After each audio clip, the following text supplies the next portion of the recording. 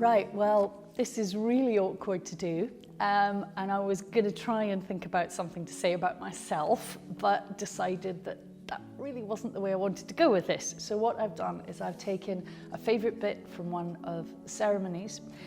This is a piece of writing that came up in a conversation between me and one of my brides several years ago when we were talking about what is a marriage for.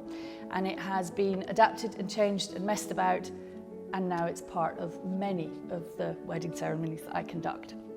So, you imagine me, I'm standing at the front, couple on either side of me probably at this point, and I'm talking to the guests, and I'm saying no matter who you are, where you've come from, or what you believe, we all know that love is important and that it should be honoured and it should be respected and it should be celebrated. So wedding ceremonies in myriad forms have been important to every faith and culture, every generation and society that we know about.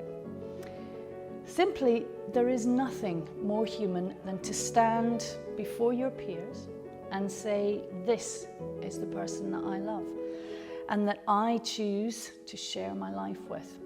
And I want all of you who know and love me to know and love them too.